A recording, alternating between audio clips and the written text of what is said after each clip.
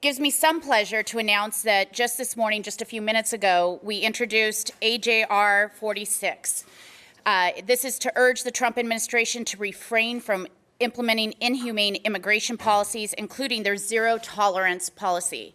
And in something that doesn't happen often in this body, we ended up having every single member of the Democratic caucus in the Assembly as co-authors. And I think that shows the urgency in this House about what is going on.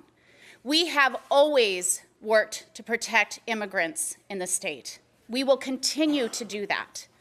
But what we see the federal government doing now is playing games with people's lives, being confused about their own policies, changing it on nearly an hour-by-hour basis, but yet not changing the conditions under which children are currently settled.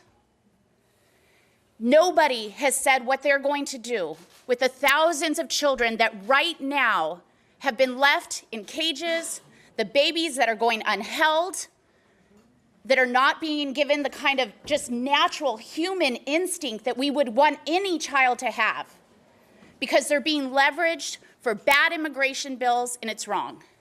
So I'm proud to stand with all of our legislative colleagues in both houses, all of our Democratic legislative colleagues in both houses, to insist that these types of immigration policies need to stop.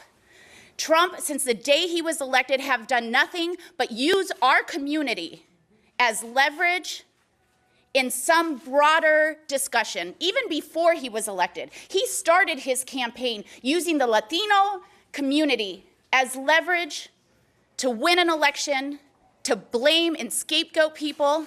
And now, unfortunately, the people who are being hurt most by this are children, innocent children. There is nobody in this country who can say that children caused the mess we're in. And if anyone feels comfortable with what they have seen or heard, then there's something wrong with that person. And if any congressman or woman doesn't stand up against this administration with this kind of inhumane activity, then they need to be voted out as well. So we hope in the coming weeks that we'll get some support from our Republican colleagues in this building to say, ya basta, that's enough. It is time to stand up and demand, not just for California, but for our entire nation, that children are no longer leveraged for some other political purposes.